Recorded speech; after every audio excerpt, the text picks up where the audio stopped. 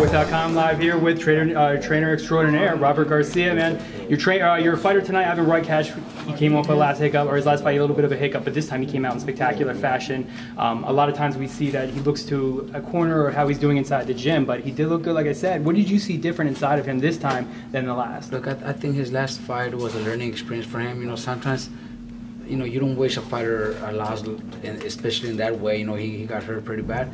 But sometimes a fighter needs a wake-up call, and I think that was a wake-up call for Ivan. You know, he came back motivated. He wants to come back and do what everybody expected him to do before that last fight. So that's why he looks sensational. You know, he did a great job with Mario. Yuka did a great job with him. So did Danny. You know, they're doing a tremendous job in conditioning, and you know, I'm pretty much more, you know, here to work with him and make him perform mentally in a better way, you know. But you know, they're doing a great job together. I think, you know, with the team that we created for him, I think it's a perfect match, and we're not going to change that.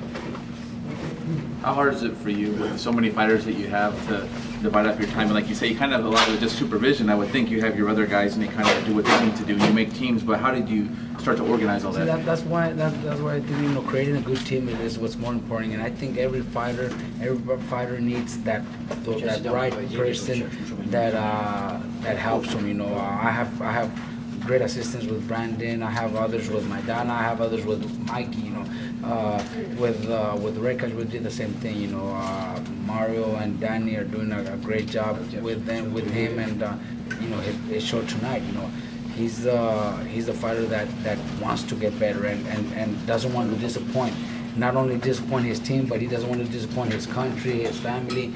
After that loss, I think, you know, for him it was, you know, I hate to say it, but he wanted to commit suicide. He wanted to die. You know, it's just true. You know, he was just so disappointed. He disappointed everybody. That was his lesson. I think things happen for a reason. Now he's back. He looks sensational. He looked very strong. I think this is just, you know, going to be non-stop from now on. Now, as a trainer, you know, like you said before, you said that you were there helping them mentally. How were you able to do that? What are some things you told them? You know, like you said, he wanted to commit suicide, because in a mentality like that, you know, you need someone there, and you need a good trainer to help you out. I think sometimes, you know, in the gym, a lot of people do their job in the gym and could be the best job in the ring. But then if you don't have that right person to work with you mentally, you just won't perform. It just won't happen.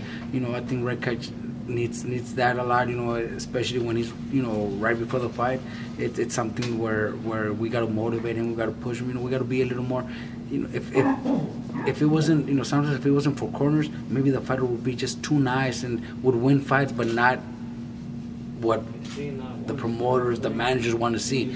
And in this business, it's a hurt business. So you got to go out there and try to hurt your opponent, because if not, they're going to hurt you. So that's one thing that, you know, I try to bring out of him. You know, he needs to be mean. He needs to have that killer instinct. And you know, it sounds too mean, but you have to be in the ring. It's either you or your opponent. So that's why, you know, those are little things that we're working with Roycash, and today he showed that he's going the right way. So I want to bring the attention to another one of your fighters that has a big fight coming up here, Brandon Rios against Timothy Bradley. Obviously in the past, you know, Timothy Bradley is a boxer, but do you think that I guess your game plan, is it going to have to change any bit, knowing that he's changed trainers, or where he's trying to fix kind of like little holes in his game? What going forward when you know that he's changing trainers? Do you see this as a deficiency on his end, or do you think this is something that you can exploit? You know, we're training for the best Timothy Bradley that beat Marcus. You know, one of his best performances. I don't want to think like a lot of people might be thinking, oh, Timothy Bradley's already, you know, took too many punches, and even after the fight, after Brandon wins or knocks him out, that's what I'm gonna hear. Nothing but, oh, it's because Timothy Bradley wasn't there anymore. He was finished. I don't think we're gonna get the credit that we deserve. But Brandon's training very hard, just like he did for his last fight against Alvarado, and looked sensational.